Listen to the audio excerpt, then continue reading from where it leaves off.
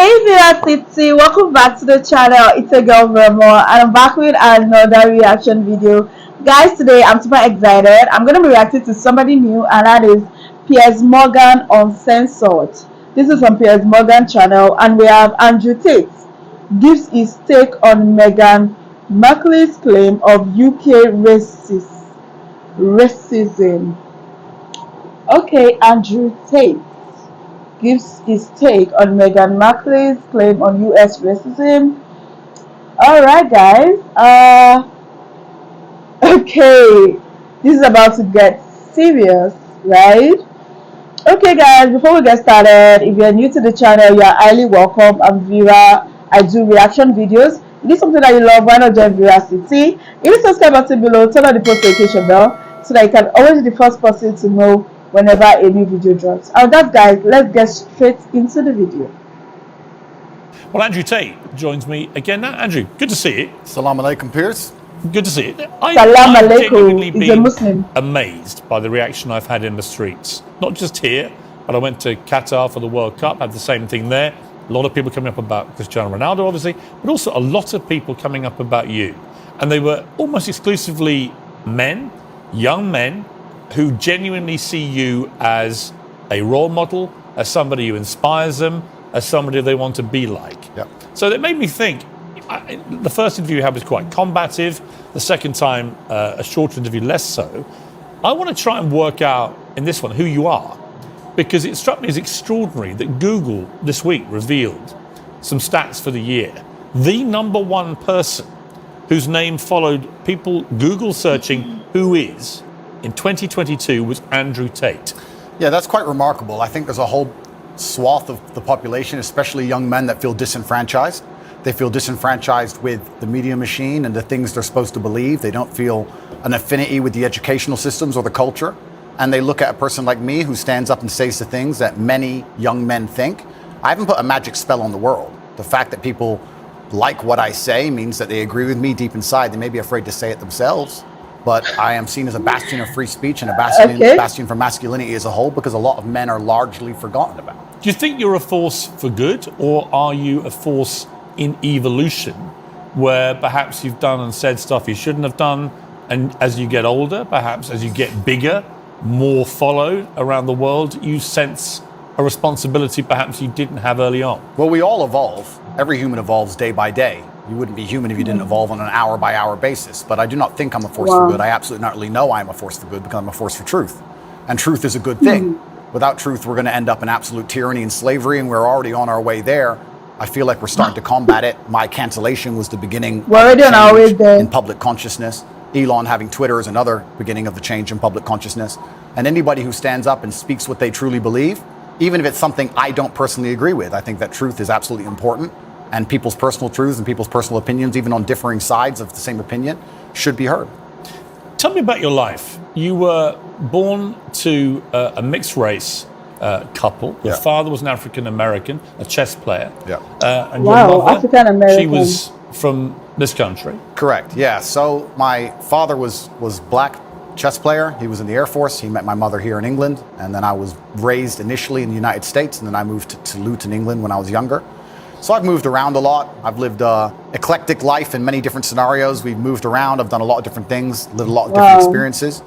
And what I'm thankful for it. are you? I mean, what do you identify as? I consider myself British now, but I will say that part of me, the patriotic Brit inside of me, is devastated by the state of the UK currently, and I want to make that very clear.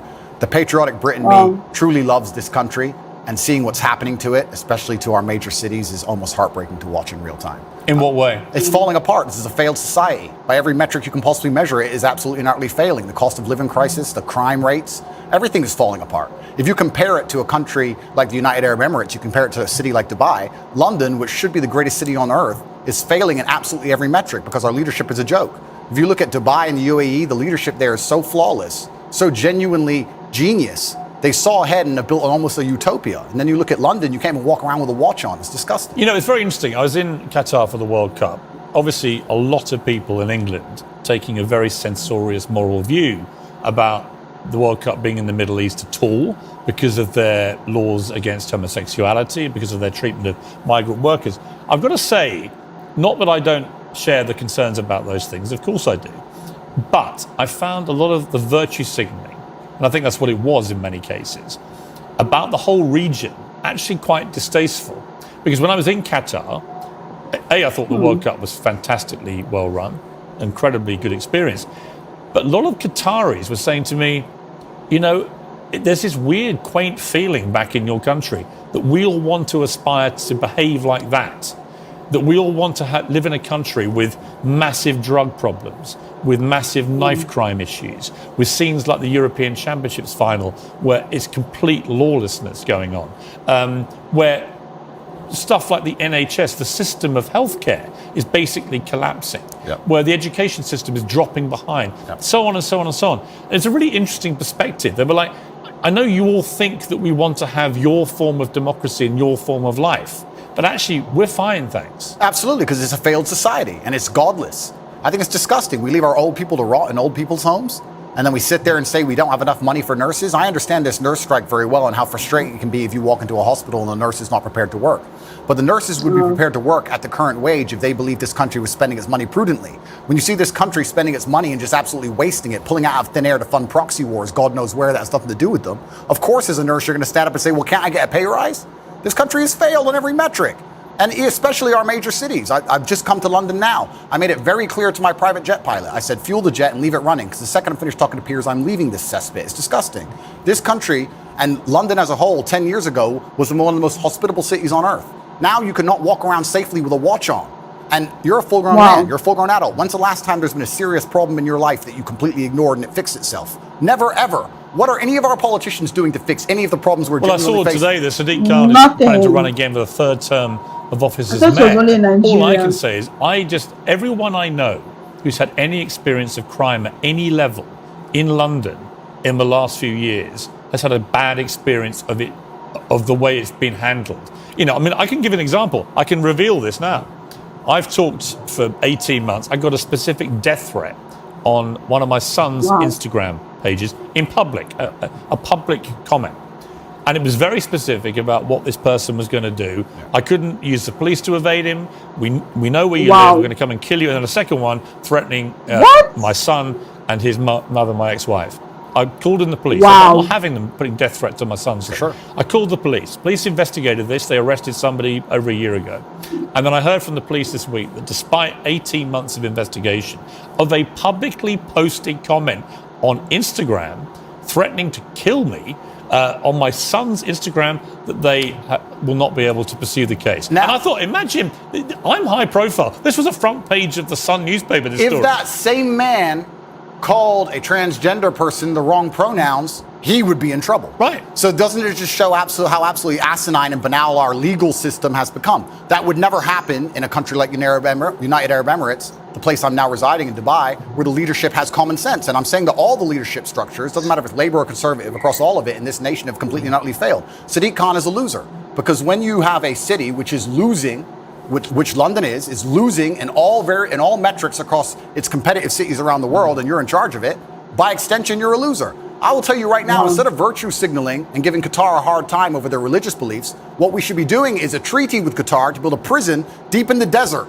Make me mayor of London. We'll make a prison deep in the desert, and if you're caught with a knife or robbing someone, you can go do 25 years with one meal a day in the scorching sun. And then what we'll do is we'll put cameras there and we'll interview you once a week and broadcast that out to the nation and see if you change your mind and make people understand that this is a country that should be respected and our laws should be respected. Instead, what happens? What has Sadiq or any of the people in charge of this country actually done to fix any of our issues besides sit around and talk?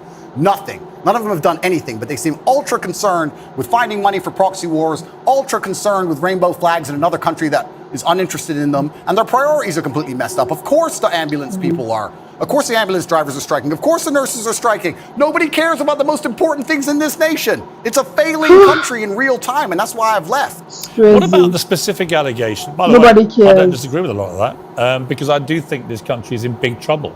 And I do think that one of the problems is people think if they do have a crime against them, nobody cares anymore. I know nobody cares. I have specific examples and people who I know personally. Absolutely and utterly nobody cares. I was in Harrods yesterday and someone tried to rob someone's watch in the middle of the store. I walk around with I have a security team of 6 full-grown men, plus me and my brother. Well, Military-age males all over 110 kilos, big men, just so I can walk around this city. It's absolutely unacceptable.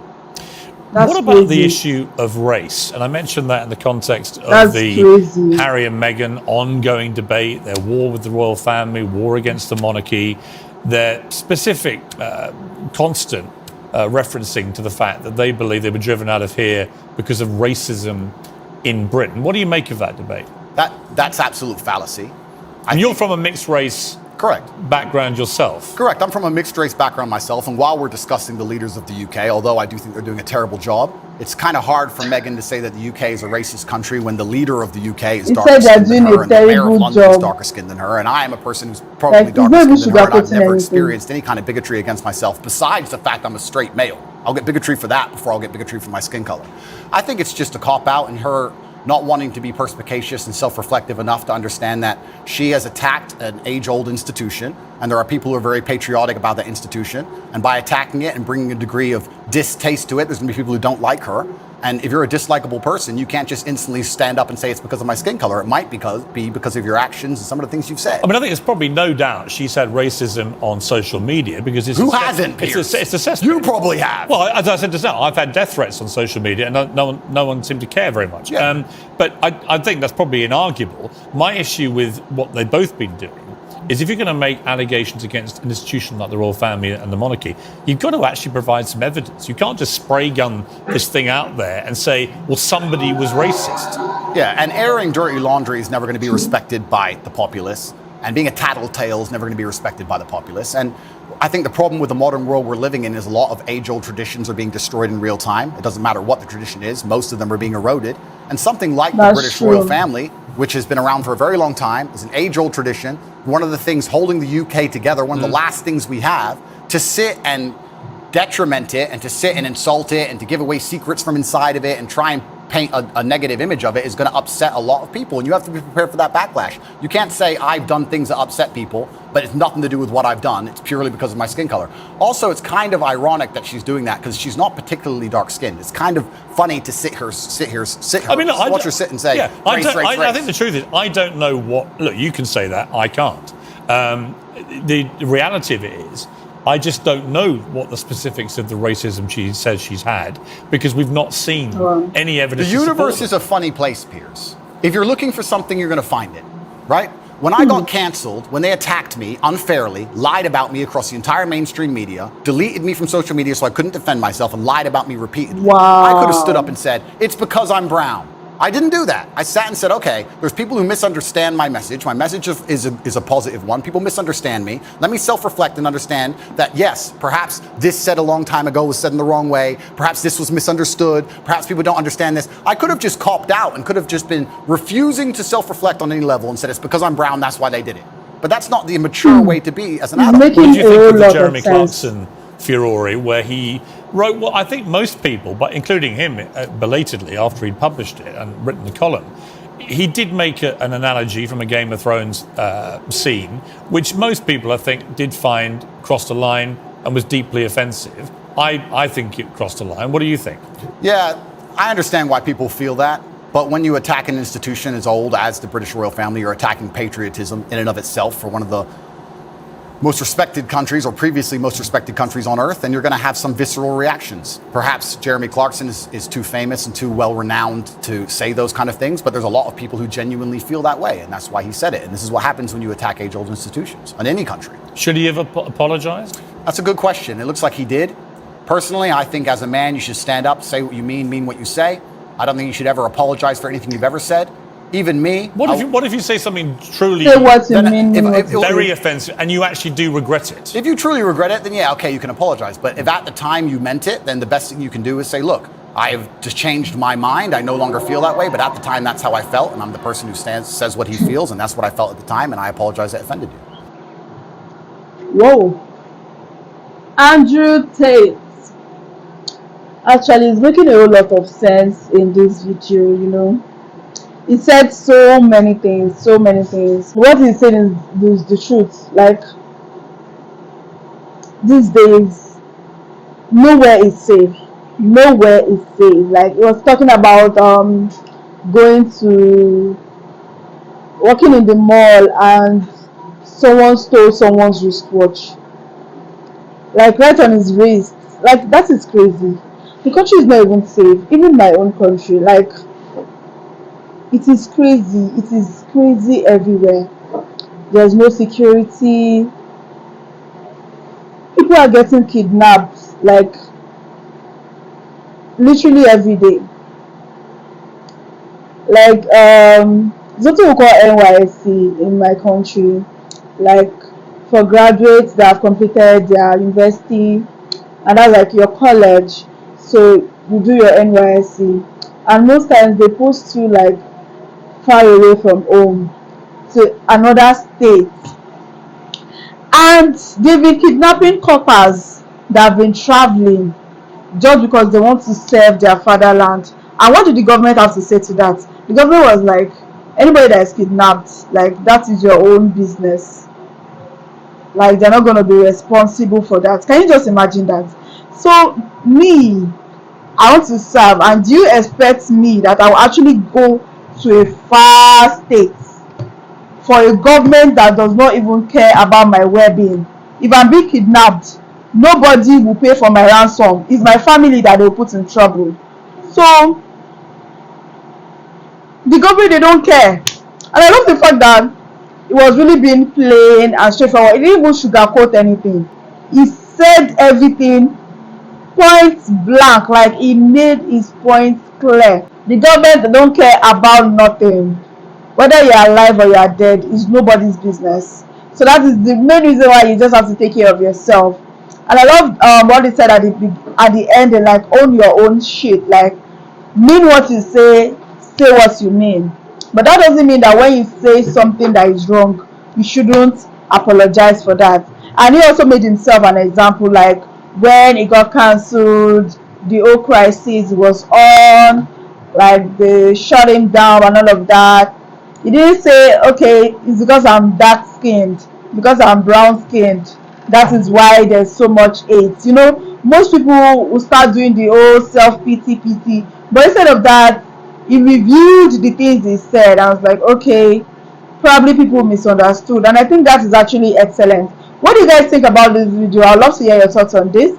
I really enjoyed this one. If you enjoyed this video as much as I did, please give it a huge thumbs up, and please share this video. If you have any other videos you'd love me to react to, kindly comment down below, and I'm definitely gonna check it out.